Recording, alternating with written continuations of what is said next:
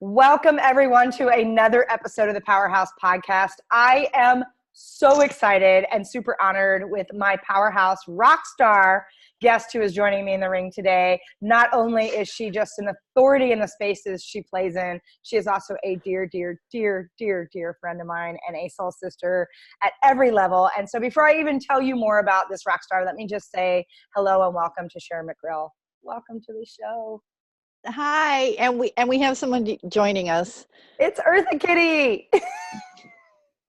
What a sweet baby. We always love the animals and the fur babies joining us. As you know, sometimes Peyton's barking in the background, so it's always good. But Sharon, welcome. It's so good to have you here. Well, thanks for having me. And my cat is chewing on my headphones, so just okay.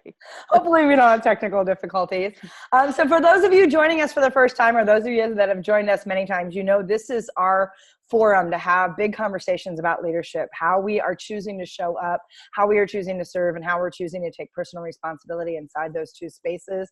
This is an opportunity where we can have really deep, courageous, connected conversations and talk about things that are meaningful. There are so many things going on around us at any given time. So for us to have conversations around what it means to really show up and lead in today's environment, you know it can go anywhere. And so we don't have a script. We just let it roll, and we just have a lot of fun in the process. And so before we jump in, let me tell you a little bit more about my dear friend and just powerhouse rock star, Sharon McRill. She is the owner and president of the Betty Brigade, a relocation and organization company based in Ann Arbor, Michigan. Her mission is to help people live more organized and less stressful lives. Woohoo! Laid off from a corporate marketing job in 2003, Sharon turned the setback into an opportunity. As a busy professional herself, she wanted to help other busy people get organized and stay that way. She has done that successfully now for over 15 years. She is a graduate from the Goldman Sachs 10,000 Small Businesses, which is a phenomenal organization, has expanded her brand's influence through strategic marketing and sales, reaching well into the six figures plus on a social media daily. Her reaching 100,000 plus on social media daily. It helps if I can read. Her highly trained team of 12 is comprised of handymen, organizing experts, and logistical wizards. She has done scores of television and radio interviews, has been featured in such media such as Detroit Free Press, Detroit News, Crain's Detroit Business, Forbes.com, and the Ann Arbor Observer. Additionally, she has won awards from Athena Foundation, Tuck School of Business, and Women Business Owners of Southeast Michigan. Like I said, she's a powerhouse, and I could tell you all the million reasons why I love her and adore her. Instead, I'm going to give you the opportunity bring it, to get to meet her, right? Just keep telling them. Just keep saying all the good shit. She is, seriously, she is a powerhouse. She is, we are wired very similarly. She's a very strong individual with a really soft heart. And so she is someone who truly has just a deep place in my heart. And anytime Sharon and I get together, it's amazing where the conversations go. So Sharon, again, welcome. And I want to jump in right away. I think I have a lot of people who are in a transition right now in their life. They've had the setback. They've had the space where they've lost the job. They've been let go. They've been walked out. They've been forced to retire. They're leaving a marriage. There's a lot of transition right now going on. And as someone who's experienced that firsthand, talk about your journey from a setback into turning that into an opportunity. Well, thanks for letting me come on your show, first of all, because yes, we are really good friends. And I'm going to say that the setback, first of all, I'm going to say that the setback was not a setback at all. It was probably the best thing that ever happened to me. But when I was in it, I was in the deepest, darkest hole. Like I felt like it was the worst thing that ever happened. I worked for a major retailer, and me and 70 people all got downsized all at once. And we found out about it on the news. Which is really sucky. Somebody accidentally leaked it to CNN, and we found out the night before the corporation announced it. So we all knew there was a big meeting the next day, and we walked in and we all knew what was about to happen. It was kind of horrible. However, that being said, I would have never started my business had I not been laid off, because I thought that was what I wanted to do. I got to, I mean, my corporate job was that I interviewed celebrities and watched movies for a living. Like, are you kidding? Like, that was my job. I had a TV on my desk. It was awesome. And I did more than 200 celebrity interviews. It was just terrific.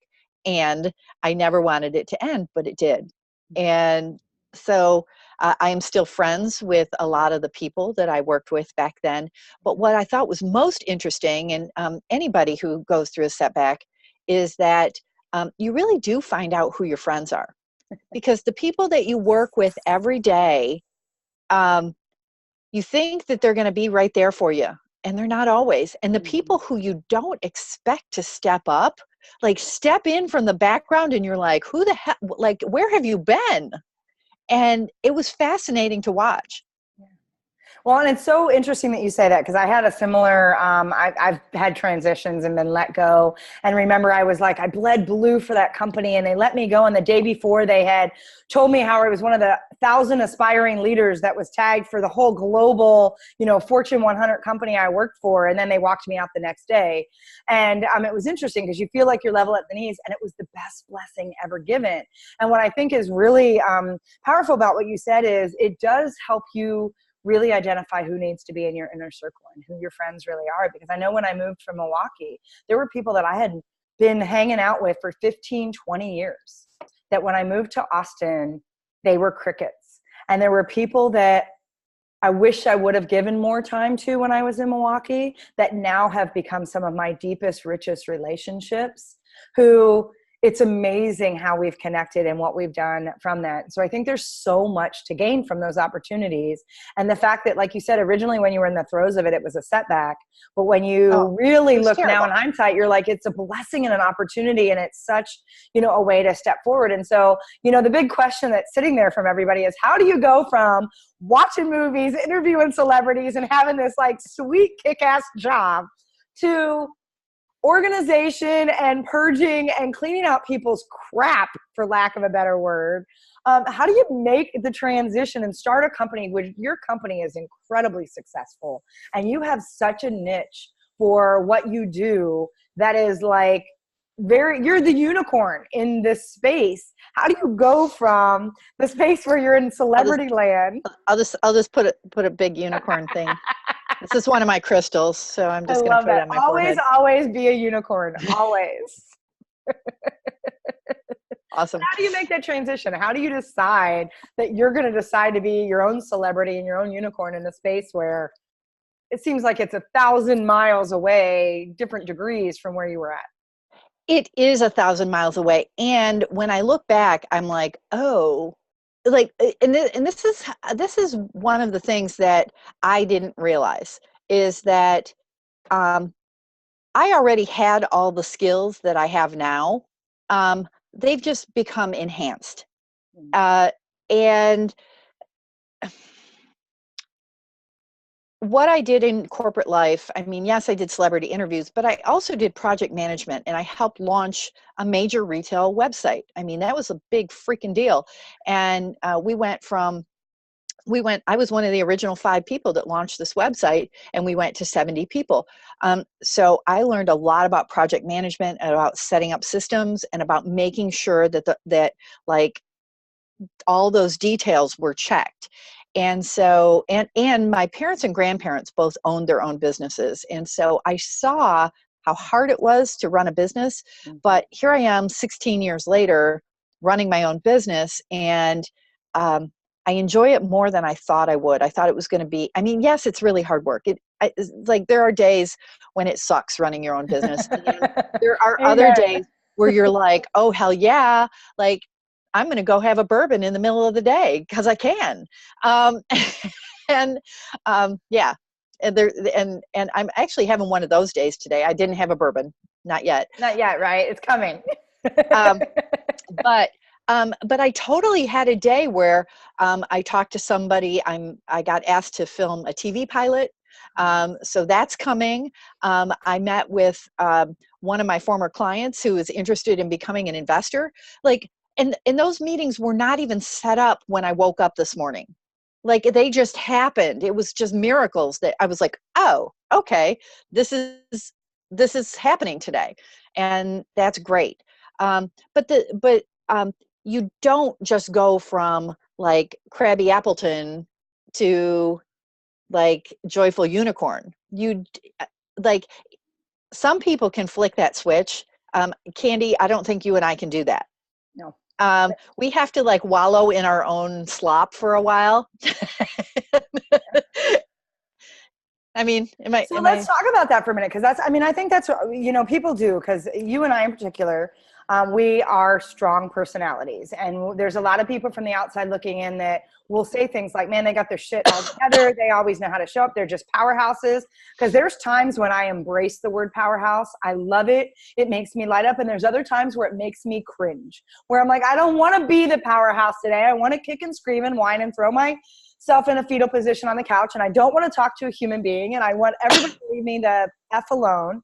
And so, yes. And I think it's important for people to understand that we have those days, that the majority of our days are that we feel like we're really in the zone and we love our business, or we wouldn't do this. I don't think we have the personalities that we would do the ups and downs at this level if we didn't love what we do ultimately.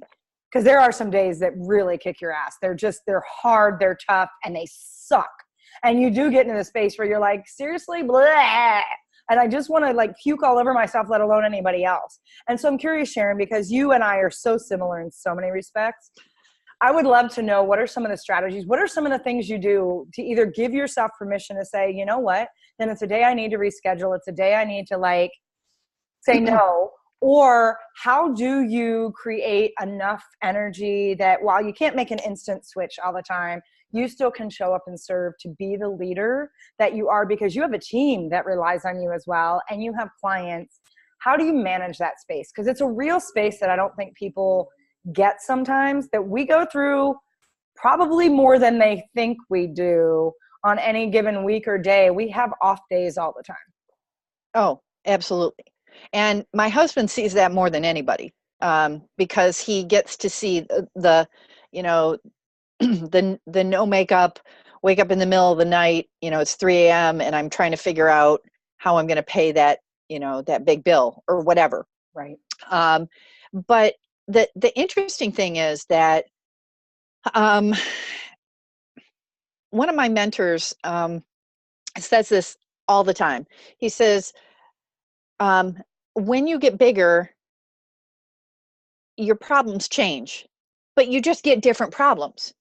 Like your problems don't go away just because you're bigger. Richard Branson has problems. Right. He just doesn't talk about his problems publicly. I'm sure he has coaches that he works through it. And that was a big shift for me, because for a long time, especially when I was first starting my business, I thought, oh, I can't afford a coach. I can't afford anything. I can't even afford to pay myself. How can I pay somebody else to get me through this stuff?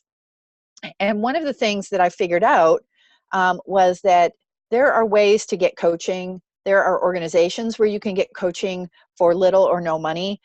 There's an organization called SCORE, which is a national organization, Society of Corporate and something. It's Retired Executives. I don't remember the acronym, but it's SCORE.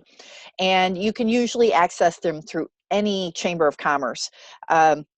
And they're fantastic. And you can go and set an appointment with them, and you get an hour-long appointment. And I think you can do up to 5 appointments with an individual person, and they'll coach you through anything.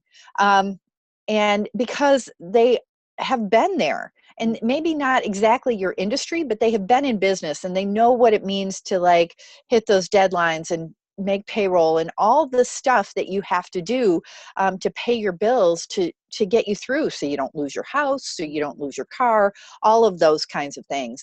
And so there are people out there, especially in business, that will do that. Also, go to your church, go to your, don't rely on your friends and family for this, because they will get tired of hearing it. They will get tired of Well, it. and most of them, use Brene Brown's words, aren't in the arena and don't have the experience to coach you.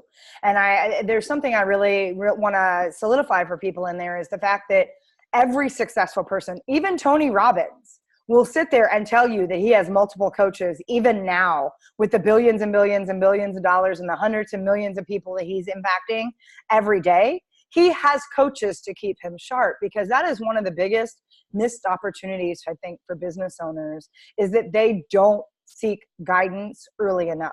They do I'm just gonna muscle my way through it. I'm just gonna suffer. I'm just gonna do whatever. I can't afford it, whatever. And the thing is, you can't afford not to. If you are serious about running a business, and I know that I waited longer than I should have initially when I brought some coaches in, and then I got really clear about, if I was gonna coach, I can't ask people to do something that I'm not willing to invest in myself.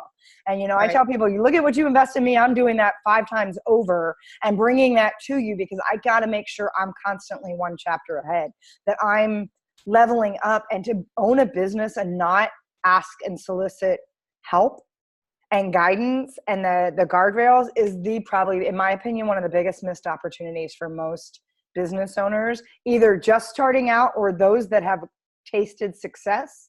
So then they're like, I got this. I don't need anybody to help me anymore. And I'm like, ooh, that's exactly when you need to bring somebody in your business. Yeah. I always want to go, ding dong, you're wrong. Right. Right. Tony Robbins will always say, if you're not growing, you're dying. And if you're not having someone push you into your next level of uncomfortable. So I think that's really powerful, because I know you also bring that into how you develop your team. You bring in that opportunity to grow them. And so talk a little bit about how you expect that, and you create a culture around that for the team that you've built. Well, I started, I asked for mentors. I asked people to mentor me very early on in the business. And many people will mentor you for no fee. They will just take you under their wing, but you really want to pick people that you respect, that you feel like you can learn from, not just because you want to network with who they know, but that you really feel like you can learn from. And then I started, so I have been on, I go on regular seminars and retreats and things like that. And that was also something that I didn't do in the beginning, because I felt like, oh, I can't afford that and I don't need it. And somebody that Candy and I both know said, Sharon, you need to go to this. This was a thing about 10 years ago in Sonoma. You need to go to this. And I said, oh, that sounds like tree hugging bullshit to me. And, and she said, oh, Sharon, you need the tree hugging bullshit. and it shifted me. It completely changed who I am as a human, literally in 5 minutes. Mm-hmm. And that 5 minutes in that seminar was worth the entire cost of flying there and being in the hotel and being away from my business for 5 days and all that other stuff. And I wouldn't have gotten it if I hadn't been in that moment for those 5 minutes. And the person who shifted me continues to be my friend, even now, 10 years later. And that's like some crazy stuff. And that's when I started realizing that it's not just about developing me, it's about developing my business, and it's about developing my team. And so one of the things that we do, and Candy, you've been part of this, is that we bring in coaches to, so I get national and international coaches that are my friends, like Candy, and they come in and coach my team, and I need to talk to you about this privately, because I got another thing coming up. Awesome. I love that. I want to, yeah.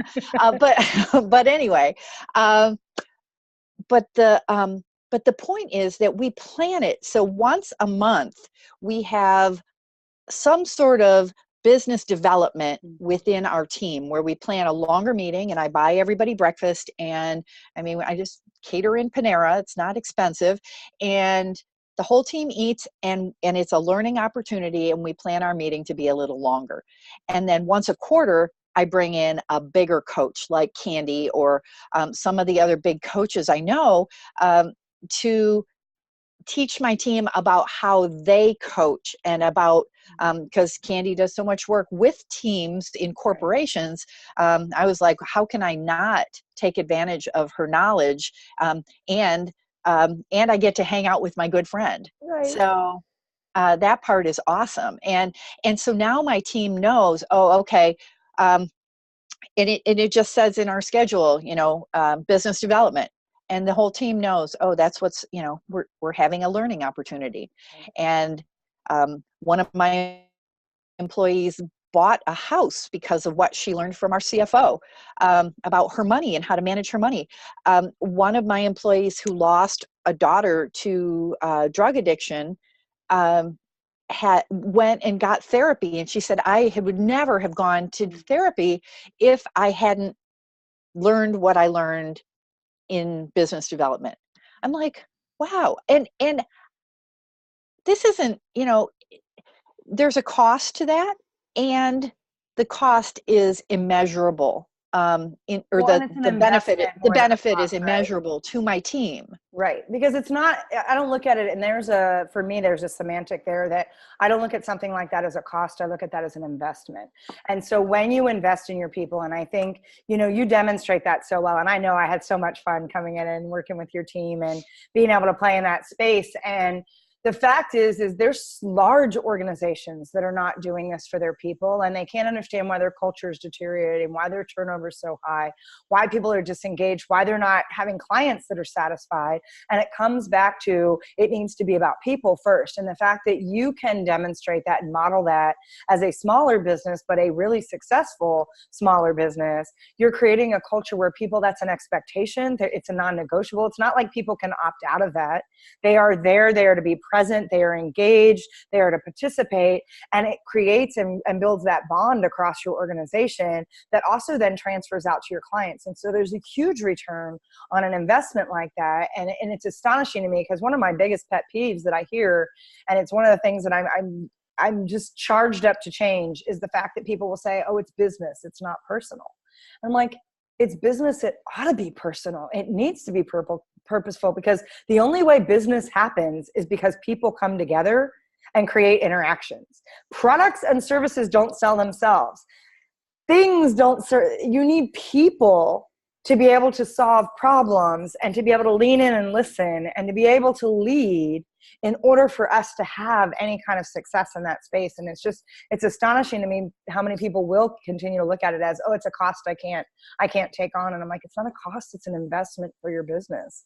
It is. That's right. You want your business to be thriving and sustainable, you need to invest in your people, and that needs to be a non-negotiable. So for people thinking about starting a business, what is your game plan or future kind of, as you build a team? When you're building a team, make sure that you're going to be positioned to be able to support them, even if it's giving them the books you're reading or having one-on-one mentoring sessions with them for what you're getting from your coach. How are you going to structure that? Because I think the way you model that is so powerful, Sharon. Thank you. I appreciate that. And we've done all kinds of really interesting things. Like we've done book clubs together where rather than doing our staff meeting at the beginning of the day, like we normally do, we shifted our staff meeting to the end of the day and did beer and pizza, and talked about this book that we were reading as a group. And that was really cool. We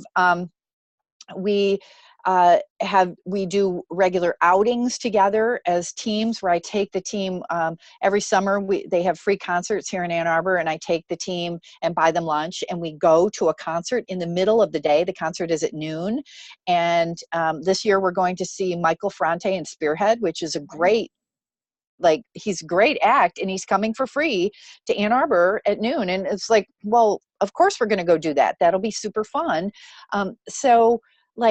You have to incorporate not just the learning part, but you have to incorporate the fun part too. Right. And because you won't win. Right. Well, and so I love that you talked about one of the things you do is book club, because I want to make sure we talk about, you have an amazing book you just launched that I want to talk about. So we're going to shift directions just a little bit. Cheers. Because I want to cheers for sure. And that's sparkling water. It's not. Yeah. And I'm drinking not in my bourbon face yet either. This is not a glass of bourbon. I'm drinking That's tea. Hilarious. I was going to say, I'm not there yet, but I might be tonight. So talk about your book. You just launched this amazing book that takes what you do to a whole nother level. And so I'm not going to steal the thunder. I want you to share a little bit about what the Silver Tsunami is all about. Sure. It's called Downsizing the Silver Tsunami, Who to Call and Where Does Your Stuff Go? And it's really kind of a, and this is it. Hi. Here it is. You can get it on Amazon.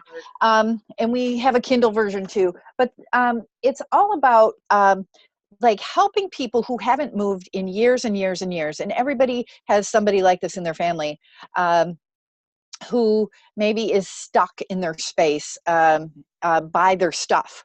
They're overwhelmed by stuff. And so it's not just for the people who haven't moved in 30 or 40 years, but it's also for their kids.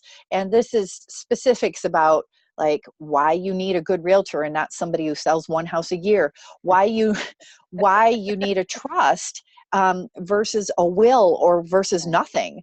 What all of these things that that talk about, like what vendors do you need to hire, how to kind of bring your team together. So it's about that. And it was interesting because it's the stuff that we've been telling our clients for years. And we took all of that and then added in some stories and made it really, really easy for people to read. Well, and I'm curious because this has been a love project for you for a while, and you've been working on this, and okay, it's been a intense project for you at some level. Some days probably not so much love. And I'm curious because it came from some of the, big, how do I want to say this? The things that I guess you see repeated over and over again as you go into these spaces. And I can even think of a conversation you and I had when I was kind of a little tongue-in-cheek talking about, because my mom is the biggest pack rat. And we have talked about she's getting to that point. Is she going to move to Austin? Is she going to move outside of Rantoul? What does that look like? And, we've joked that, oh my God, there's so much stuff that sometimes we just want to light a match to the house. And I remember your comment to me being one that kind of was like, I never considered it, even though she jokes with us and plays along, how that conversation, what that really is doing for the other person on the receiving end, and what we as maybe the caretakers at some point maybe need to be more mindful of in that space. And it's not just, I think the things about knowing that you need a good realtor, the trust, those things, and what are some of the other pieces that maybe we need to be more mindful of as somebody who's been so attached to their stuff that we're like, just get rid of it. And for them, it's not that easy.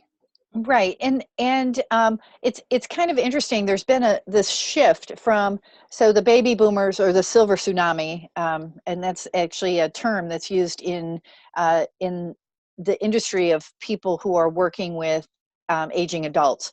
The silver tsunami is a thing, and it's like there's a healthcare crisis for them because there's not enough workers to help take care of all these people as they age. And the thing that I talk about is the perspective of the stuff, all the stuff coming into the marketplace and into donation centers, and what's going to happen with it. Because baby boomers grew up with the attitude of, we want to entertain, we want to show our good linen and our good china, and we want to have the big dining room table, and we want to have cocktails and then appetizers, and then we're going to sit down and have a big meal with a turkey or a ham, and then and dessert, and like that was the culture at that time. And the culture has shifted, and I'm just going to shift it to millennials. And millennials don't want stuff. They are not interested in stuff. They are interested in having experiences. And one of the things I say is that millennials would rather spend time with grandma than have grandma's china. Mm-hmm. And that's a real thing.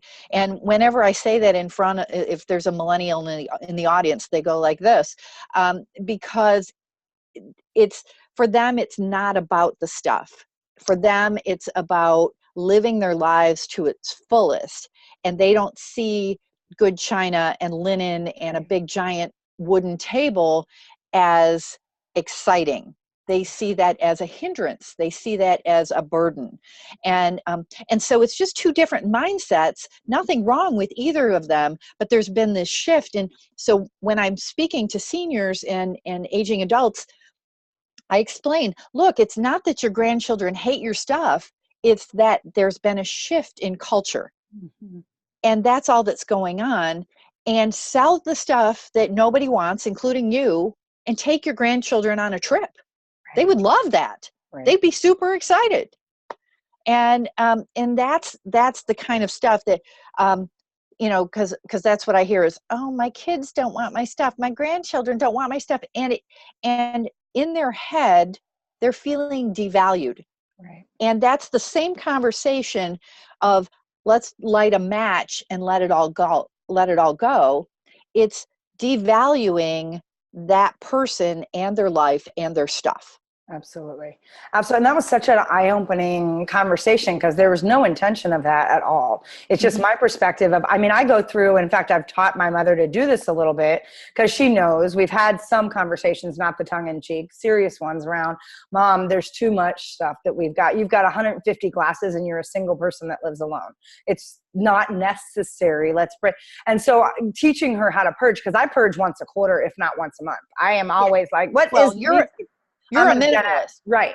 Well, that, and I want enough stuff that makes it feel like I have a cozy environment that feels like it's lived in, but I don't want anything that doesn't have a purpose in my space. And it's interesting because I just had a client who's a Gen Xer, and she's really feeling heavy because one of her blocks right now is actually stuff. And it's all the stuff she inherited from her mother, her father, and her grandmother that's sitting in her house right now.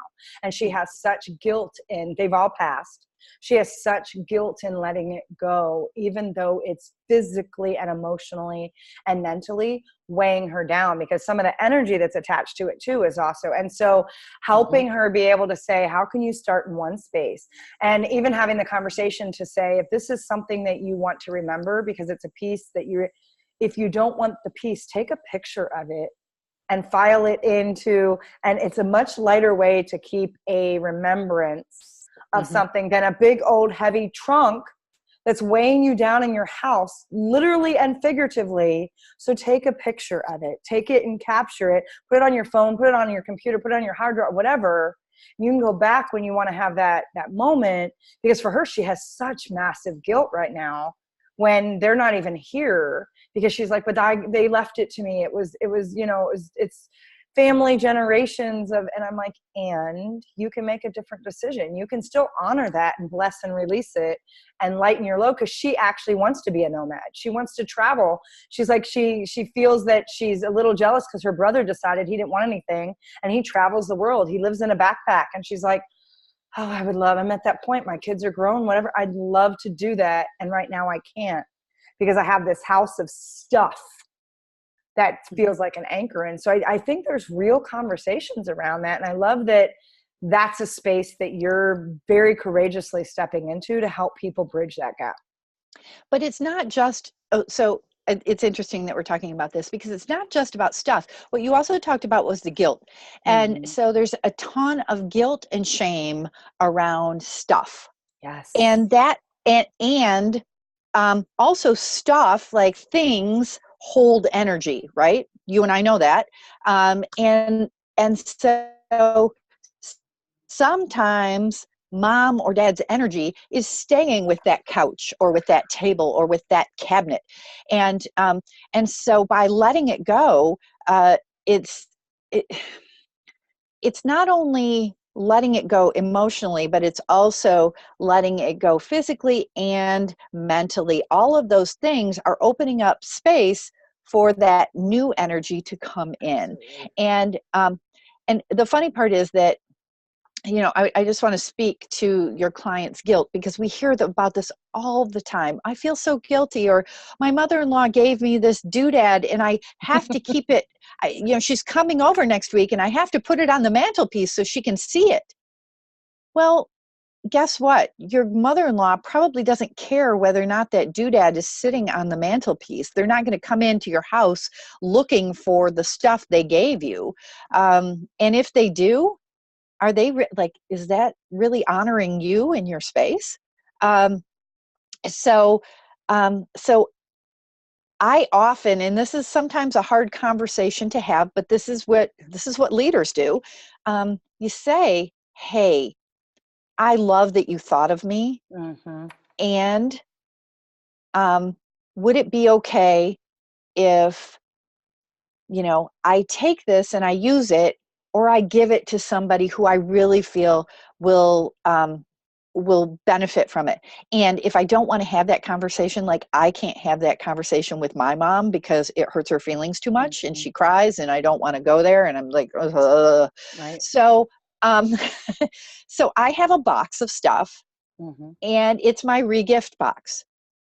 And and here's the other thing. I put a tag of who gave it to me because I don't want to accidentally give it back to them and Right. hurt their feelings. Right.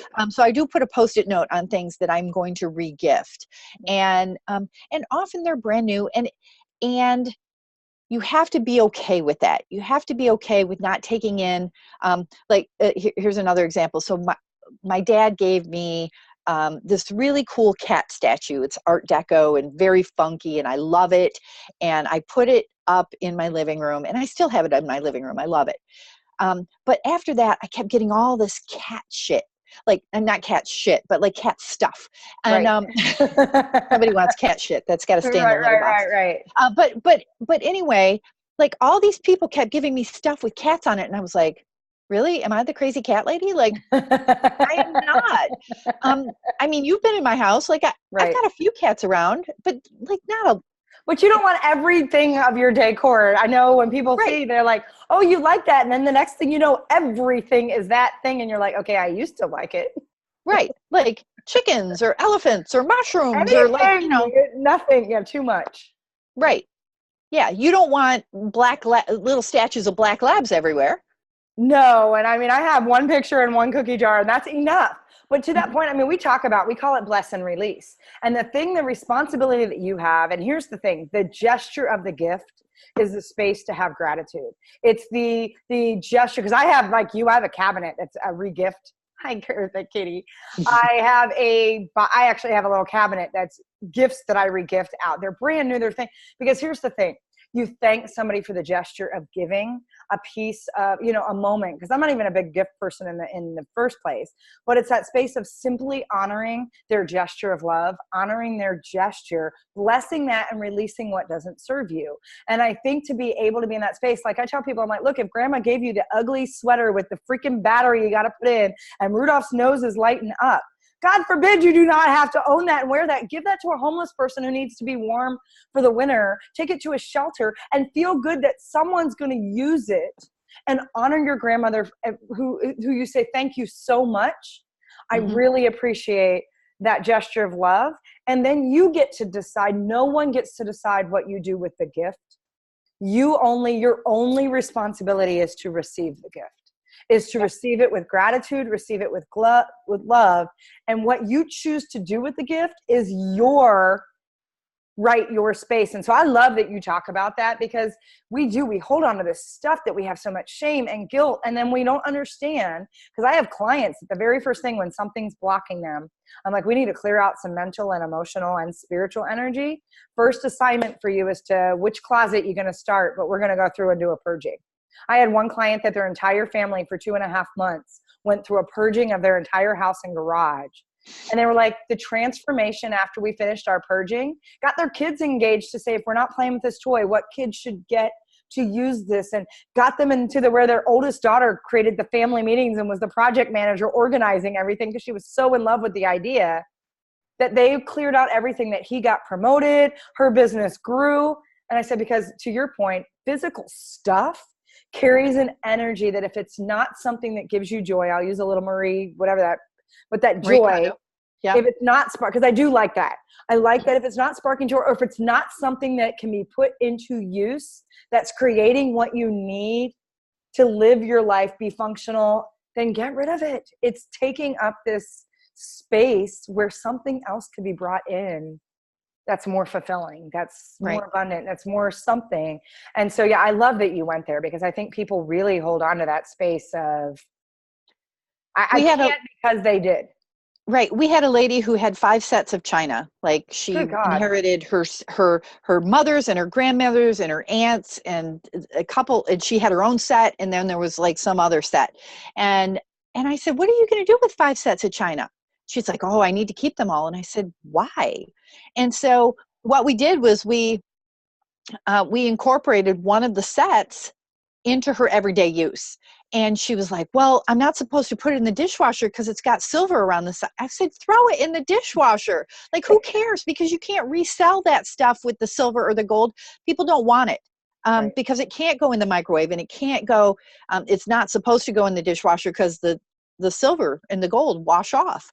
Um, and but if you use it as every day, you have really pretty plates to use Right. every day. And if one breaks, I was speaking last night at an event, and this lady said, "Oh yeah, my good cream pitcher broke." And I was like, "You going to replace it?" She said, "Nope, don't need to." I said, "Good." She's like, "I've got this other cow one." And I'm like, "Good. Use what you have."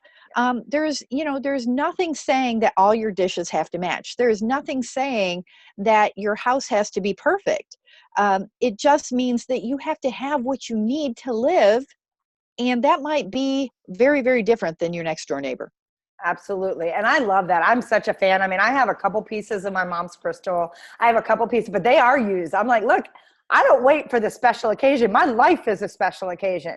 I want that stuff that makes me feel like I'm connected to my family, and it's the good energy. And I love the idea. I love the fact that I don't have the same plates, and I have different things that they work together, but they're not the same. I'm like, I don't want, my chairs don't look the same. I purposely don't want matching sets of everything. And so to be able to take a piece that was my grandmother's and take a piece that was my mother's, and then take stuff that I love and piece them together to create my own collection, there's such a energy to that and vibrancy to that, and you make it your own, right? It's like anything else. When you take, just even like training or anything, you take pieces that you extract and then you specialize, you create your own version of what that looks like. It has so much more meaning and more depth.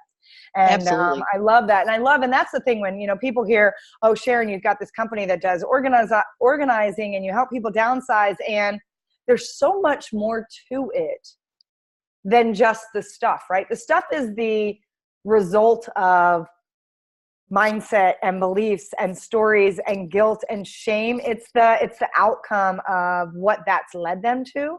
So there's a Right. lot of unwinding and a lot of that work that you do for people to help them look at that stuff differently, right? Because when you can let go of the emotional attachment to the stuff, Mm-hmm. because there's people that literally, if they had a fire, they would be like making trips to carry that china out of their house. And I'm like, perspective. Well, and that's what I say is, would you rescue it in a fire or a flood? Right. You probably wouldn't. You would grab your pictures, you'd grab your computer, you'd grab your pets. Yep. Like you would grab the things that are irreplaceable. Yep. And for me, China, I'd grab my pet because I have iCloud and all of my stuff is backed up and on my computer, that even my computer is not that. The only thing I care about is me and my dog. well, and Candy, you have thought about that, and not everybody has. Right. They keep Totally saying, agree. "Oh, it won't happen to me," but guess what? It happens. Life happens, right? So Life happens. Sharon, oh God, we could just keep talking about everything forever. And I'm like already going, holy cow, the time just flies by. So before I forget, because there are people that, whether it be, the downsizing, the silver tsunami, whether it be a space of thinking about how to show up differently for their parents, how to let go of the guilt, how do they get in touch with you? How do they continue the conversation? How do they get the resources, tools they need, and find out more about what you do? Of course, she sits up just as she says, "How do we contact you?" "Oh, contact the cat." Um, And I don't even like cats, and she's an awesome cat. I just have she's to an say. awesome cat. She And I'm is. not a cat person, and I love Eartha Kitty. So BettyBrigade.com is the simplest way to get hold of us, and that's where you can find the book. The book is on Amazon too.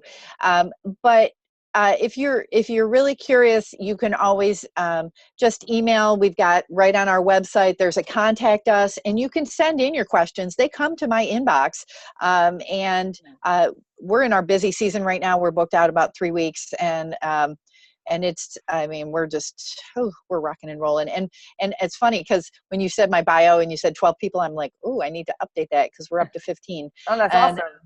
yeah, so anyway, but yeah, and it's not enough right now. We need more people. But anyway, that's what's going on. And I'm coming to Austin, and I know I'm so excited. You and I need to talk about that offline too. And so I'll be speaking in Austin in January. So look for that on my website when we get it scheduled. Yeah. And I will be posting that out. And just so you know, Sharon doesn't just do work with families and individuals. She does work to help businesses clear things out as well, as they're downsizing, as they're doing different things. So if you're, own a business or you're part of a business and need assistance as well, please make sure that you're reaching out to Sharon. Find out, she has so many facets of what she's doing. And truly, they are disrupting this space. She is out there doing something like no one else. And so the Betty Brigade is awesome. Go check out what they're doing. We will have all that information for you in the show notes. And as we are wrapping up this fabulous conversation, first of all, I'm going to say my deep, heartfelt thanks, not only for you being on the show, but for you being one of my besties and my dearest friends, and having my back and calling my bullshit and being everything I need in a friend. You know how to hold the space and push the space depending on what's needed. So deep appreciation for you and love for you, my friend. And as we're closing, what final thought, word, nugget, something would you like to leave everybody with? Oh, make sure you make fun for you. Yeah. Don't just plow through. If your fun is binging on Netflix, then make sure you plan for that. And if your fun is going on nature walks, then make time for that. And if your fun is, coloring books, then make time for that. Make time for the things that you really love to do, because you will drain yourself and you're not good to anybody. You got to put your own oxygen mask on first. I love that. And we have been having a lot of conversations about don't half-ass anything. It's that space of even your Netflix binge time needs to be full ass, both cheeks in, on the couch. Enjoy it. Submerge yourself. Totally let yourself enjoy the moment. And so I love that. I mean, any way that we say yes to ourselves starts with allowing ourselves for that playtime, that fun, that self-charge, that refresh. And so again, it has just been an honor to have you here, Sharon. I love you so much. And for all of you listening, as always, thank you for joining us every week. Please subscribe if you haven't already, because this really is our space to have these big, meaningful conversations, and know that it always starts with you saying yes to yourself and destroying the noise that might be getting in the way, because leadership is ultimately your choice. It is a choice in how you choose to show up, how you choose to serve, and how you choose to play full out in that space. So with that, this is Candy. I want to say thank you to all of you. Mwah! Big heart-to-heart hugs, and we'll catch up with you next time on the Powerhouse Podcast.